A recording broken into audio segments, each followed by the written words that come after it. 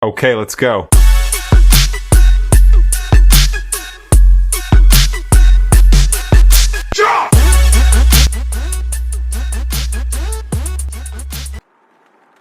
Un an s'était écoulé depuis la grande fête célébrant la naissance du fils de William. Malgré leur richesse croissante, les jumeaux Wisdom et William se trouvaient toujours confrontés à des défis émotionnels et personnels. Un jour, au bureau, Wisdom s'approcha de son frère William, une expression de fatigue sur son visage. William, je suis épuisé. Depuis des mois, j'essaie de convaincre Marguerite que tout ira bien. Mais elle pleure tous les jours parce qu'elle n'arrive pas à tomber enceinte. Je fais de mon mieux pour la réconforter, mais je ne sais pas combien de temps encore je pourrai continuer comme ça. William, assis à son bureau, soupira et hocha la tête. Je comprends, Wisdom. Même avec un enfant, j'ai constamment peur de le perdre un jour. Nous avons tout sacrifié pour cette richesse, mais je me demande parfois si ça en valait vraiment la peine. Les sacrifices que nous avons faits, les conséquences sont plus lourdes que ce que nous avions imaginé. Je suis tellement confus par notre situation. D'un côté, nous avons tout ce que nous avons toujours voulu, mais d'un autre côté, nous avons perdu tellement de choses importantes en chemin. Et maintenant, je vois Marguerite souffrir chaque jour, et je me sens impuissant. Nous devons trouver une solution, Wisdom. Peut-être devrions-nous envisager d'autres moyens de régler nos problèmes, quelque chose qui n'implique pas de sacrifice. Je ne sais pas encore quoi, mais nous devons au moins essayer. Non, je ne crois pas, ce marabout ne nous laissera pas vivre en paix. Mais nous devons faire quelque chose, on ne peut pas vivre toujours avec cette peur. Oui William, je te comprends. N'oublie pas aussi que si on arrête les sacrifices on mourra aussi. C'est mieux de mourir que de vivre cette situation, mon frère. Le pasteur Thomas, un homme d'âge mûr avec une aura de sagesse, s'assit dans le salon de la maison familiale, entouré des regards inquiets d'Essie et Marcel. Et si, Marcel, je suis désolé de venir ainsi à l'improviste, mais il y a quelque chose d'important que je dois vous dire. J'ai reçu une révélation concernant vos fils. Pendant mon absence, j'ai prié et médité, et il m'a été révélé qu'ils pratiquent un culte interdit. Essie, bouleversé, porta une main tremblante à sa bouche. Quoi? Comment est-ce possible? Pasteur, mes fils ne feraient jamais une chose pareille. Expliquez-vous, pasteur. Que vous a-t-il été révélé exactement? Le pasteur Thomas soupira profondément, cherchant les mots justes. Lorsque je les ai interrogés à ce sujet, ils ont nié avec véhémence et même menacé de représailles si je parlais à quiconque de cette affaire. Mais en tant que serviteur de Dieu, je ne peux garder le silence. Il est de mon devoir de vous informer afin que vous puissiez prier et chercher la vérité. Vous devez parler à vos fils et comprendre ce qui se passe réellement. Essie se mit à pleurer, les larmes coulant silencieusement sur ses joues.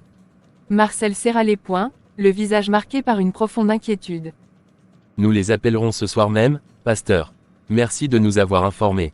Nous devons connaître la vérité. Ce soir-là, Essie et Marcel appelèrent William et Wisdom chez eux. Les jumeaux arrivèrent rapidement, ressentant la gravité de la situation. Maman, papa, que se passe-t-il? Pourquoi nous avez-vous appelés si tard? Oui, quelque chose ne va pas.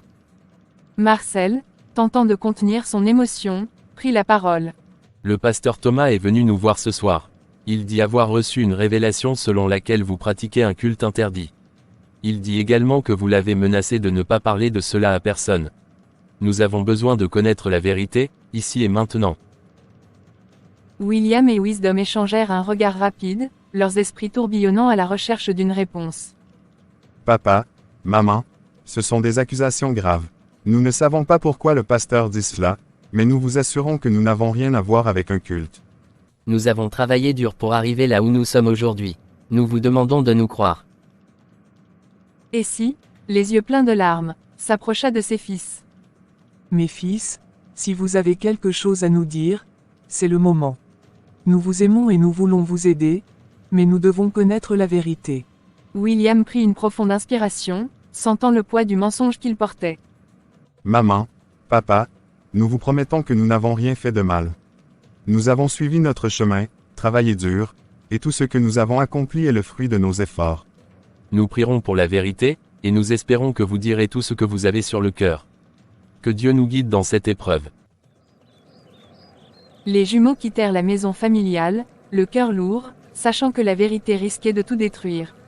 Les prières des parents et du pasteur Thomas continuaient, espérant une lumière dans l'obscurité.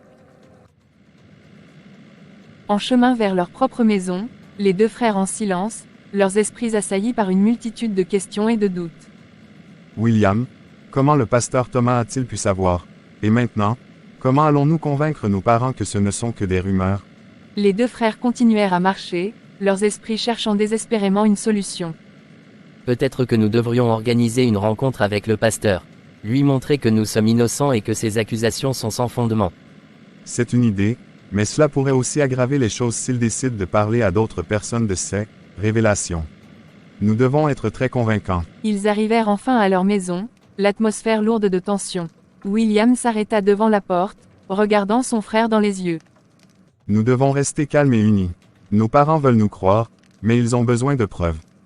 Si nous restons sur notre version des faits et leur montrons que nous continuons à travailler dur et à réussir de manière honnête, ils finiront par nous croire. D'accord. Nous devons aussi éviter de mentionner le pasteur. Plus nous parlons de lui, plus nos parents seront suspicieux. Le soir suivant, William et Wisdom décidèrent de rendre une nouvelle visite à leurs parents, décidés à dissiper leurs doutes. Ils arrivèrent devant la maison familiale et frappèrent doucement à la porte. Et s'il leur ouvrit, les yeux encore rougis par les larmes. Mes fils, entrez, votre père est dans le salon. En entrant, ils trouvèrent Marcel assis, le visage grave. Il les regarda avec une intensité qui fit frissonner les jumeaux. Asseyez-vous, nous devons parler. William et Wisdom prirent place sur le canapé, échangeant un regard rapide. Papa, maman, nous savons que vous êtes inquiets à cause de ce que le pasteur Thomas vous a dit. Mais nous vous assurons, tout cela n'est qu'un malentendu. Nous avons travaillé dur pour arriver là où nous sommes aujourd'hui. Nous ne pratiquerions jamais quelque chose de malhonnête ou d'illégal. Mais pourquoi le pasteur Thomas aurait-il menti? Nous le connaissons depuis des années, et il n'a jamais dit quelque chose de faux. Peut-être qu'il a mal interprété une situation. Nous n'avons rien à cacher. Nous sommes prêts à rencontrer le pasteur à nouveau, pour clarifier tout cela. Marcel, toujours méfiant, hocha lentement la tête. Très bien, nous arrangerons une rencontre avec le pasteur. Mais sachez que si nous découvrons que vous nous avez menti, les conséquences seront graves. Les jumeaux acquiescèrent, leur cœur battant à tout rompre. Nous comprenons, papa. Nous sommes prêts à prouver notre innocence. Le jour de la rencontre arriva rapidement. William et Wisdom se rendirent à l'église où le pasteur Thomas les attendait. Essie et Marcel étaient également présents, leurs visages marqués par l'anxiété. Merci d'être venus. J'espère que nous pourrons éclaircir cette situation. William prit la parole en premier. Pasteur, nous ne comprenons pas pourquoi vous avez dit à nos parents que nous pratiquions un culte interdit. Nous n'avons jamais rien fait de tel. Le pasteur Thomas les regarda, son regard perçant cherchant à déceler la vérité. J'ai eu une révélation, une vision qui m'a montré des choses troublantes. Mais je suis ici pour écouter votre version des faits. Nous respectons votre foi et votre sagesse, pasteur. Mais nous vous assurons que tout cela est une erreur. Nous avons travaillé honnêtement pour réussir, et nous ne voulons que le bien de notre famille. Pasteur, s'il vous plaît, croyez mes fils. Ils n'ont jamais menti. Le pasteur Thomas ferma les yeux un instant, puis soupira profondément. Très bien. Je vais prier et demander à Dieu de m'éclairer davantage. En attendant, je vous conseille de rester honnête et droit dans tout ce que vous faites. Les jumeaux remercièrent le pasteur et quittèrent l'église avec leurs parents, espérant que cette rencontre suffirait à apaiser les inquiétudes. 2 jours après la confrontation avec le pasteur Thomas, William et Wisdom, encore amers des accusations portées contre eux, décidèrent de prendre les choses en main. Ils utilisèrent leur influence pour faire arrêter le pasteur, l'accusant de diffamation et de tentative de chantage. Monsieur William, Monsieur Wisdom, vos plaintes ont été enregistrées. Le pasteur Thomas a été arrêté ce matin et est actuellement en détention. William hocha la tête avec satisfaction. Bien, il doit comprendre que ces paroles ont des conséquences. Nous ne tolérerons pas de fausses accusations. De retour chez eux, William et Wisdom furent accueillis par leurs parents dans une atmosphère lourde de tension. Pourquoi avez-vous fait arrêter le pasteur Thomas? C'est un homme de Dieu, il ne mérite pas ça. Wisdom, les traits tendus, s'approcha de ses parents. Papa, maman, nous comprenons vos sentiments. Mais le pasteur a franchi une ligne. Il a menacé notre réputation et a essayé de semer la discorde dans notre famille. Il doit comprendre les conséquences de ses actions. Maman, il nous a accusés à tort. Il a insinué que nous étions impliqués dans des activités occultes.